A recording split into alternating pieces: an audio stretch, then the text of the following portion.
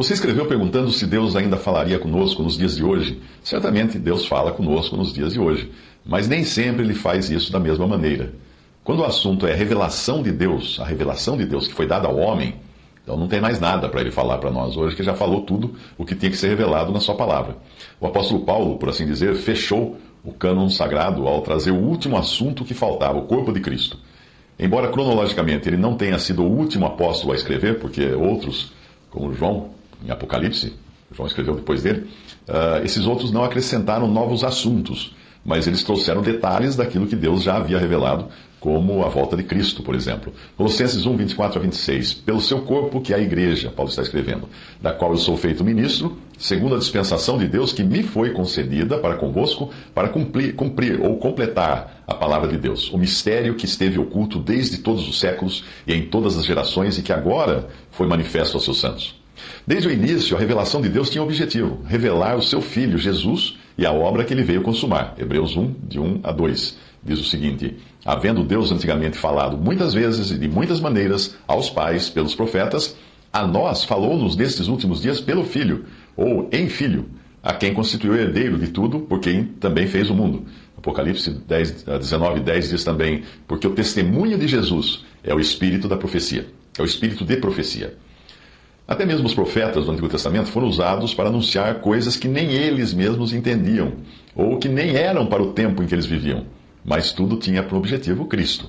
1 Pedro 1, de 10 a 12, da qual salvação inquiriram os profetas, e trataram diligentemente os profetas que profetizaram da graça que vos foi dada, indagando que tempo ou que ocasião de tempo o Espírito de Cristo que estava neles indicava, anteriormente testificando os sofrimentos que a Cristo haviam de vir e a glória que lhes havia de seguir, aos quais foi revelado que não para si mesmos, mas para nós, eles ministravam estas coisas que agora vos foram anunciadas por aqueles que, pelo Espírito Santo enviado do céu, vos pregaram o Evangelho, para as quais coisas os anjos desejam bem atentar. E em Daniel 12, versículo 9, nós encontramos esta passagem, e ele disse: vai, Daniel, porque essas palavras estão fechadas e seladas até o tempo do fim. Algumas vezes a Bíblia declara que Deus falou em som audível, embora o entendimento fosse dado apenas para aqueles que eram de Deus, como aconteceu aqui nesta passagem de João, capítulo 12, versículos 28 a 29. Pai, glorifica o teu nome. Então veio uma voz do céu que dizia: já o tenho glorificado, e outra vez o glorificarei. Ora, a multidão que ali estava e que a ouvira dizia que havia sido um trovão. Outros diziam: um anjo lhe falou. Em Atos 9, 4 e depois em Atos 22, 29, nós vemos que Paulo, ou Saulo, caindo em terra, ouviu uma voz que lhe dizia: Saulo, Saulo, por que me persegues? E, mais adiante, os homens que iam com ele pararam espantados, ouvindo a voz, mas não vendo ninguém. E os que estavam comigo viram em verdade a luz e se atemorizaram muito, mas não ouviram ou não discerniram a voz daquele que falava comigo.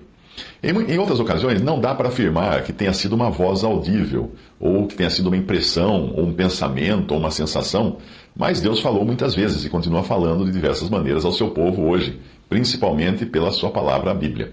Deus pode nos trazer à mente uma passagem, ou usar outra pessoa para fazer isso, seja diretamente, seja pela leitura da palavra, ou pelo ouvir algum irmão ministrando a palavra de Deus. Sempre que a palavra de Deus chega até nós, ela não volta vazia, mas ela cumpre os propósitos de Deus. Infelizmente, às vezes, esse propósito de Deus é o de mostrar que nós não estamos atentos à sua voz.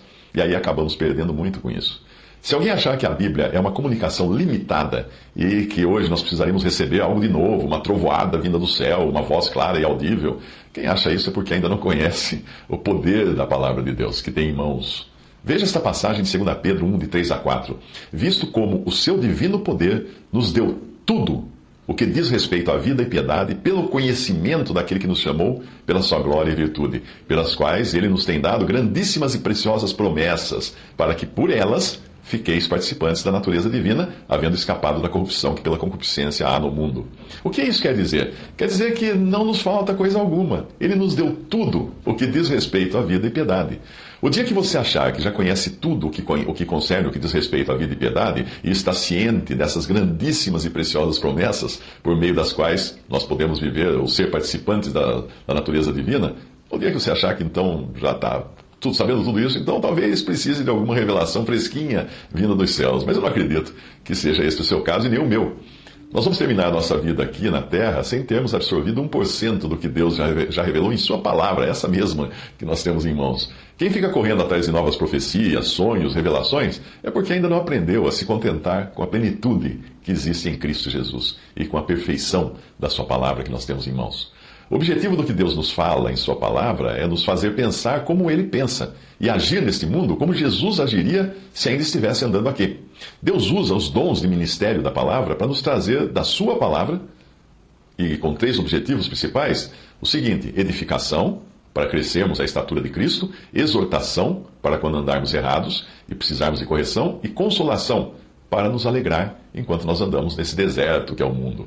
Em 1 Coríntios 14, versículo 3, diz assim: o que profetiza fala aos homens, para edificação, exortação e consolação. E 2 Timóteo 3, 16 a 17, diz que toda a Escritura é divinamente inspirada e proveitosa para ensinar, para redarguir, para corrigir, para instruir em justiça, para que o homem de Deus seja perfeito e perfeitamente instruído para toda boa obra. Portanto, Deus ainda fala, mas em tempos de ruína como esses em que nós vivemos, nós devemos entender que Ele não faz isso com a frequência que fazia em outras épocas, como no início da igreja, por exemplo. Nós vivemos um tempo parecido com o de juízes, quando cada um fazia o que bem entendia, por não terem uma direção. Juízes 17:6 diz assim: naqueles dias não havia rei em Israel, cada um fazia o que parecia bem aos seus olhos. O livro de 1 Samuel também mostra um estado de coisas parecido com o da cristandade hoje. Aqueles que deveriam estar ministrando por Deus em favor do povo estavam engordando e roubando para si mesmos aquilo que o povo ofertava a Deus. Eram sacerdotes que nem sequer conheciam o Senhor. Basta você ler o capítulo 2 de 1 Samuel para ver algo muito semelhante ao que fazem os pregadores, que muitos, nem todos, mas muitos pregadores da cristandade hoje que só sabem pedir dinheiro.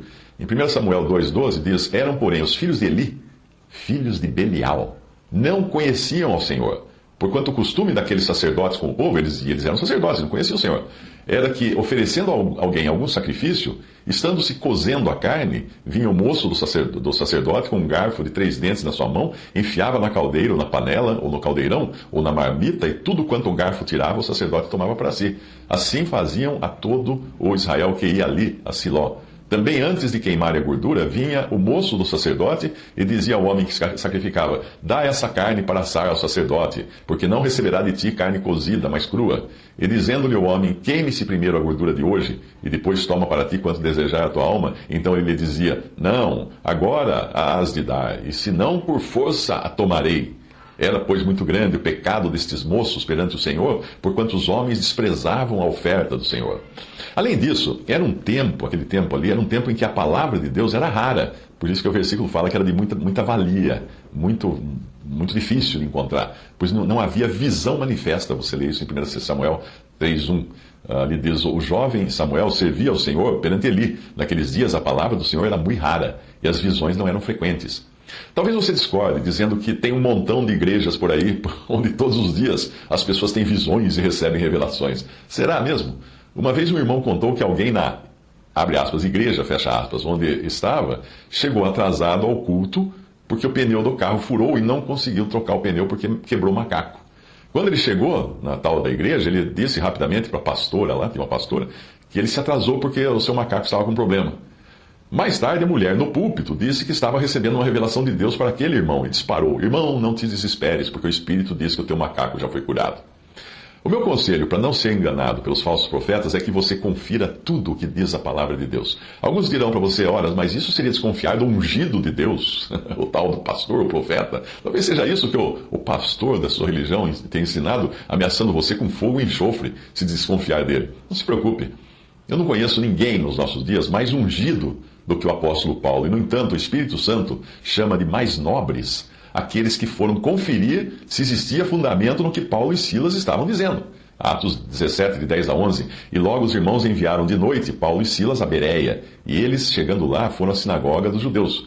Ora, estes foram mais nobres do que os que estavam em Tessalônica, porque de bom grado receberam a palavra, examinando cada dia nas Escrituras se estas coisas eram assim.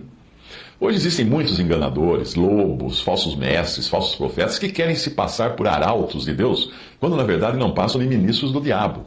Paulo fala deles, 2 Coríntios 11, de 13 a 15, porque tais falsos apóstolos são obreiros fraudulentos, transfigurando-se em apóstolos de Cristo. E não é maravilha, porque o próprio Satanás se transfigura em anjo de luz. Não é muito, pois, que os seus ministros se transfigurem em ministros de justiça, o fim dos quais será conforme as suas obras.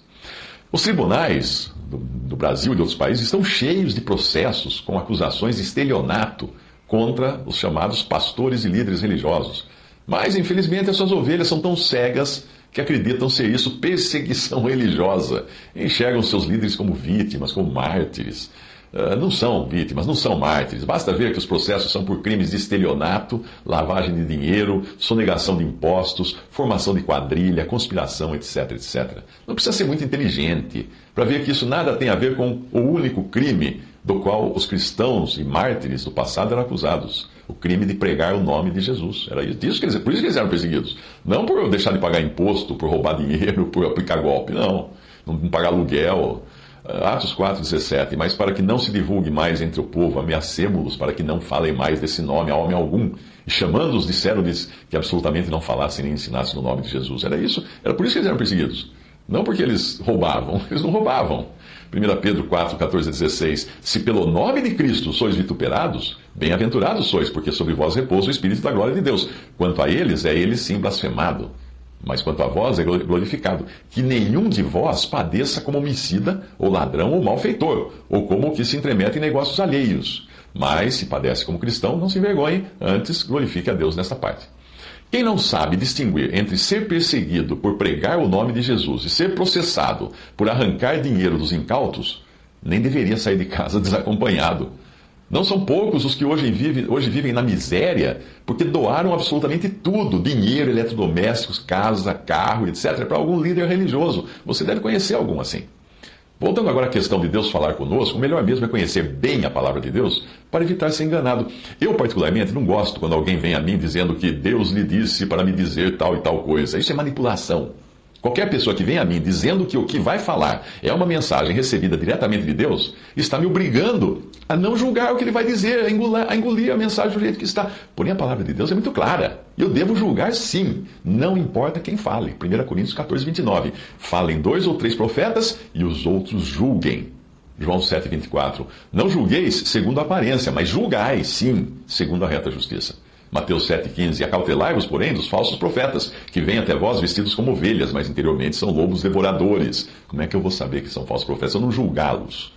Mateus 10,16. Eis que vos envio como ovelhas ao meio de lobos, portanto, sede prudentes como as serpentes, e inofensivos como as pombas. Atos 20, 29. Porque eu sei isto, que depois da minha partida entrarão no meio de vós lobos cruéis, que não pouparão ao rebanho.